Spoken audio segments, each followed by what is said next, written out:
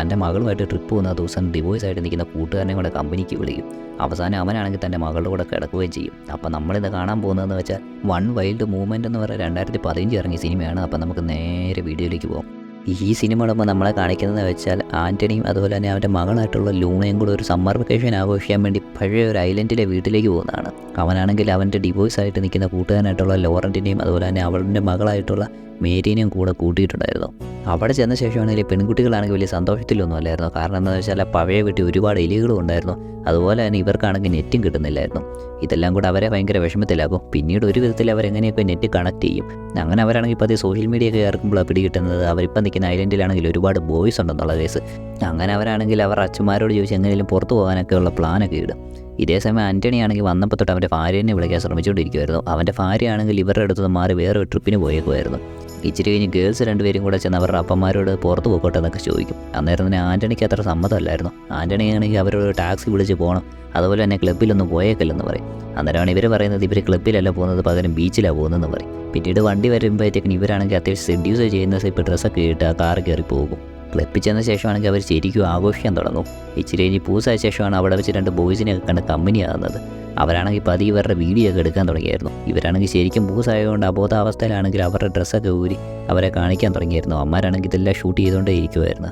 ഇതേസമയം വീട്ടിലിരിക്കുന്ന അപ്പന്മാരാണെങ്കിൽ രാത്രിയായിട്ടും മക്കൾ വരാത്തതുകൊണ്ട് പതിയെ പേടിച്ചു തുടങ്ങിയായിരുന്നു. പ്രത്യേകിച്ച് ആൻ്റണി ആണെങ്കിൽ പതിയായപ്പോൾ അവന് ദേഷ്യം വരാൻ തുടങ്ങി. പെട്ടെന്നാണ് ഗേൾസ് രണ്ടുപേരും കൂടെ കയറി വരുന്നത്. അവരാണെങ്കിൽ പൂസായിട്ട് വരുന്ന ഇത് കാണുമ്പോഴത്തേക്കും ആൻ്റണി ആണെങ്കിൽ രണ്ടുപേരോട് ശരിക്കും ചൂടാവും. ദിവസം ഇവരെല്ലാം കൂടെ ഒരു മല ഇറങ്ങാൻ വേണ്ടി അങ്ങോട്ട് ട്രിപ്പിന് പോകും.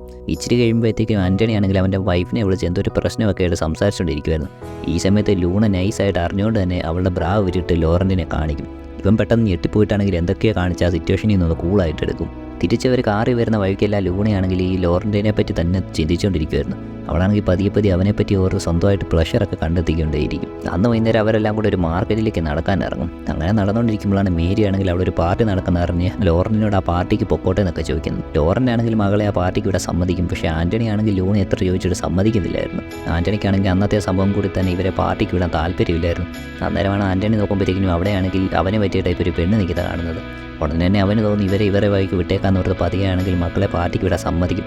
പക്ഷെ അവനാണെങ്കിൽ ഉടനെ ലോറനോട് പറയും അവനും കൂടെ ആ ഗേൾസിൻ്റെ കൂടെ തെച്ചല്ല, ഇല്ലെങ്കിൽ ഇവരെന്തെങ്കിലും പോയി കുടുക്കി ചാടുമെന്നൊക്കെ പേടിയുണ്ടെന്ന് പറയും. അങ്ങനെ ലോറൻറ്റും ആ ഗേൾസും കൂടെ പാർട്ടിയിലേക്ക് പോകും. ആൻ്റണി ആണെങ്കിൽ ഇവിടെ പുതിയതായിട്ട് കണ്ട പെണ്ണിൻ്റെ കൂടെ കുറേ നേരം സ്പെൻഡ് ചെയ്യാൻ തീരുമാനിക്കും. ബീച്ച് പാർട്ടി വന്ന ശേഷമാണെങ്കിൽ ലോറൻറ്റിൻ്റെ പുറകെ ഒരു പെണ്ണ് വരും. ആ പെണ്ണുമായിട്ട് അവനാണെങ്കിൽ കുറേ നേരം ഡാൻസൊക്കെ കളിച്ചുകൊണ്ടിരിക്കുന്ന ലൂണ കാണും. ലൂണയ്ക്ക് ഇത് കാണുമ്പോഴത്തേക്കിനും പെട്ടെന്ന് ഈഗോ അടിച്ചു തുടങ്ങും. അവൾ നേരെ ഒന്ന് മേരിയോട് ഈ പ്രശ്നത്തെപ്പറ്റി പറയും. അവളുടെ അച്ഛനാണെങ്കിൽ ഏതൊരു പെണ്ണിൻ്റെ കൂടെ കിടന്ന് തുള്ളുവാന്നൊക്കെ. അവളാണെങ്കിൽ ഇതൊന്നും മൈൻഡ് ആക്കാതെ കുറേ നേരം ഇവിടെ കിടന്ന് ആഘോഷിക്കാന്നൊക്കെ പറയും. പക്ഷേ ലൂണയ്ക്കാണെങ്കിൽ അത് വിടാൻ മനസ്സിലായിരുന്നു. അവളാണെങ്കിൽ നേരെ ലോറിൻ്റെ അടുത്തേക്ക് എന്നിട്ട് അവൾക്കാണെങ്കിൽ ചെറിയ തലകറക്കം പോലെ, അതുകൊണ്ട് തൽക്കാലം പാർട്ടിയിൽ നിന്ന് മാറാമെന്ന് പറയും.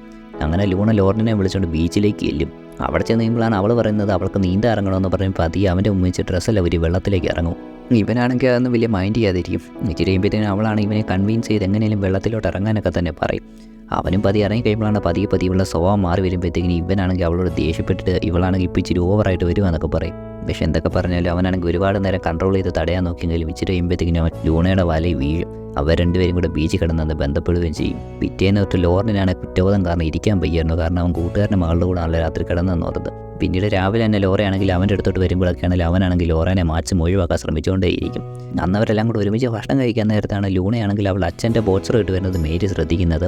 മേരി ആണെങ്കിൽ അതാണെങ്കിൽ ഫാദേഴ്സ് ഡേക്ക് ലോറൻറ്റിന് കൊടുത്തതായിരുന്നു. അതുകൊണ്ടാണെങ്കിൽ അവൾ ആ ബോക്സർ മറക്കത്തേ ഇല്ലായിരുന്നു. ഈ ഒരു സംഭവമാണെങ്കിൽ മേരിയുടെ ഉള്ളിൽ കുറേ ഡൗട്ടൊക്കെ അടിക്കാൻ തുടങ്ങും. ഇച്ചിരി കഴിഞ്ഞ് അവരൊന്ന് തഞ്ചിരിക്കുന്ന സമയത്ത് മേരി ആണെങ്കിൽ ഇതിനെപ്പറ്റി ചോദിക്കും.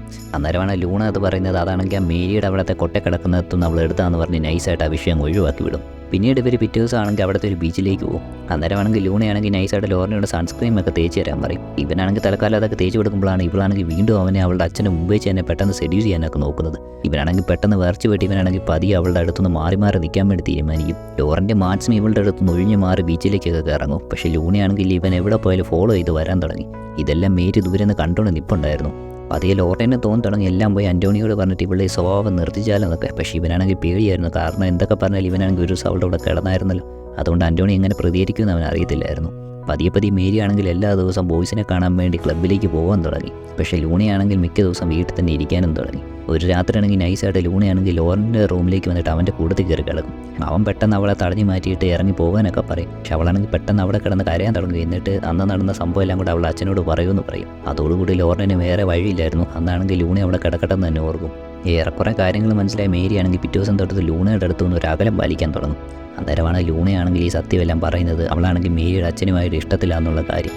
ഇത് കേൾക്കുമ്പോഴത്തേക്കും മേരിക്ക് അവളുടെ ടെമ്പർ അങ്ങ് നഷ്ടപ്പെട്ടിട്ട് അവളാണെങ്കിൽ ശരിക്കും കിടന്ന് ചൂടാകും. മേരി ആണെങ്കിൽ അവളോട് ഇതിനൊക്കെ ഒരിക്കലും സമ്മതിക്കത്തില്ലെന്നും പറയും. അതുപോലെ തന്നെ ലൂണാനെ ഇപ്പോൾ കാണുമ്പോൾ ഒരു വേശ്യയെ പോലെ ആണെന്നും പറഞ്ഞ് ചൂടാകും. പിന്നീട് ലോറിനും വന്ന് ലൂണയോട് ഇത് നിർത്തുന്നതിനെ പറ്റിയൊക്കെ സംസാരിക്കും. അന്നേരം അവളോ പറയുന്നത് വെച്ചാൽ അവളാണെങ്കിൽ ശരിക്കും ഇവനുമായിട്ട് സ്നേഹത്തിലായെന്ന് പറഞ്ഞുകൊണ്ടിരിക്കും. ഇത് കേൾക്കുന്ന ലോറിനാണെങ്കിൽ വിഷമം കൊണ്ട് അവിടെ നിന്ന് പോകും. കാരണം ഇതൊന്നും ഒരിക്കലും നടക്കത്തില്ലാത്ത ബന്ധമായിരുന്നു അവൻ തന്നെ അറിയായിരുന്നു. ലൂണയ്ക്ക് പിന്നെ തോന്നിത്തണം ഇനി ലോറിന് ഒരിക്കലും കിട്ടത്തില്ലെന്ന് തോന്നും. അങ്ങനെ ലൂണ എന്ന അവളുടെ അച്ഛനോട് ഓരോ കാര്യങ്ങൾ പറയും. അവളെയാണെങ്കിൽ അവളുടെ അച്ഛൻ്റെ അതേ പ്രായമുള്ളവർ താൻ സ്നേഹിച്ച് ചതിച്ചെന്ന് പറയും. ഇത് കേൾക്കുന്ന ആൻ്റണിക്കാണെങ്കിൽ ശരിക്കും ദേഷ്യം വരും. അവൻ ഉടനെ തന്നെ പറയും അവൻ്റെ പേര് പറ, ഉടനെ തന്നെ അവനെ കൊന്നിട്ടേ ഉള്ളെന്ന് പറയും. പക്ഷേ ലൂണയാണെങ്കിൽ എന്നെയൊക്കെ പറഞ്ഞിട്ട് ആളുടെ പേര് പറയാൻ കൂട്ടാക്കത്തില്ലായിരുന്നു. അപ്പോൾ അത് ആൻ്റണി ആണെങ്കിൽ തൻ്റെ മകളെ ചാച്ചി അവനെ കൊല്ലാൻ വേണ്ടി അതിനെപ്പറ്റി അറിയാൻ പോയി മേരിയോട് ചോദിക്കും. അപ്പോഴത്തേക്കിന് മേരിയും പറയും മേരിക്കും ഇതിനെപ്പറ്റിയൊന്നും അറിയത്തില്ലെന്ന് പറയും. പിന്നീട് ആൻ്റണി സമീപിക്കുന്നത് തൻ്റെ സുഹൃത്തായിട്ടുള്ള ലോറിനെ തന്നെയായിരുന്നു. എന്നിട്ട് എങ്ങനെയും അവളെ ചായച്ച ആളുടെ പേരറിയാൻ വേണ്ടി ലോറിനോട് പറയും ലൂണയുമായിട്ട് ഒരു ഡിന്നറിന് പോകും. എന്നിട്ട് അവളാണെങ്കിൽ മദ്യപിച്ച് പൂസാകുന്ന സമയത്ത് മറ്റവൻ്റെ പേര് കണ്ടുപിടിക്കാൻ വേണ്ടി പറയും. അന്ന് ലോറിനാണെങ്കിൽ ലൂണയുടെ കൂടെ ഒരു ഡിന്നറിന് പോകും. അങ്ങനെ ലോറൻറ്റ് വിളിച്ചുകൊണ്ട് ലൂണയെ ഭയങ്കര സന്തോഷത്തിലൊക്കെ ആയിരുന്നു. പക്ഷെ അവിടെ ചെന്ന് കഴിയുമ്പോഴാണ് ലോറൻ്റെ സത്യാവസ്ഥ എല്ലാം പറയുന്നത്. അവളുടെ അച്ഛനാണെങ്കിൽ ഇങ്ങനെ ആളെ കൊല്ലാൻ നോക്കിക്കൊണ്ടിരിക്കുക എന്നൊക്കെ. ഉടനെ ലൂണ പറയുന്നതെന്ന് വെച്ചാൽ ഇനി പ്രശ്നമൊന്നുമില്ല, അവൾക്കാണെങ്കിൽ ഉടനെ തന്നെ 18 വയസ്സ് തികയും, അതുകൊണ്ട് ഇനി ഇവർക്ക് ഇഷ്ടമുള്ള പോലൊക്കെ ജീവിക്കാമെന്ന് പറയും. പക്ഷേ ഇവനാണെങ്കിൽ അതിനൊന്നും സമ്മതിക്കത്തില്ല. അന്നേരമാണ് ലൂണ പറയാൻ പോകുന്നത് അവർ തമ്മിലുള്ള ഫോട്ടോ എല്ലാം കൂടെ അവളിപ്പോൾ ഫേസ്ബുക്കിൽ പോസ്റ്റ് ചെയ്യാൻ പോകാമെന്നൊക്കെ. ഇതൊക്കെ കേൾക്കുമ്പോഴത്തേക്കിനും ലോറൻറ്റ് പേടിയായി തുടങ്ങും. ലോറൻറ്റ് വീണ്ടും ഇവളെ എങ്ങനെയൊക്കെ സമാധാനിപ്പിക്കാൻ നോക്കിക്കൊണ്ടേയിരിക്കും. തിരിച്ച് വന്നു കഴിയുമ്പോഴത്തേക്കിനും ആൻ്റണിയാണെങ്കിൽ ലോറിനോട് ചോദിക്കും അവൾ പൂസായപ്പോൾ എല്ലാം സത്യം വിളിച്ച് പറഞ്ഞോ എന്നൊക്കെ. പക്ഷേ ഇവനാണെങ്കിൽ ഒരു ക്ലിയർ ആൻസർ കൊടുക്കാനില്ലായിരുന്നു. ഇവനാണെങ്കിൽ വിക്കി ഒരു വിധത്തിലൊരു ക്ലൂ ഒക്കെ കൊടുക്കും. ലോറൻ്റെ ആണെങ്കിൽ ആൻ്റണിയോട് പറയും അവനാണെങ്കിൽ DJ പാർട്ടിയിലൊക്കെ ഉള്ളവനാണെന്ന് പറയും. ഇത് കേട്ട ഉടനെ ആൻ്റണി തെറ്റിയിരിക്കും. അവനോർക്കും ആ DJ നടത്തിക്കൊണ്ടിരിക്കുന്നവനായിരുന്നു അവൻ്റെ മകളെ ചതിച്ചെന്ന്.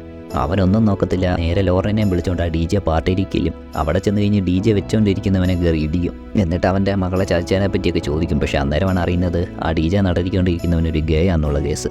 പിറ്റേ ദിവസം ലോറനാണെങ്കിൽ അവൻ്റെ മകളായിട്ടുള്ള മേരിയെ ചെന്ന് കണ്ടിട്ടാണെങ്കിൽ നടന്ന കാര്യങ്ങളൊക്കെ പറഞ്ഞ് ക്ഷമ പറയും.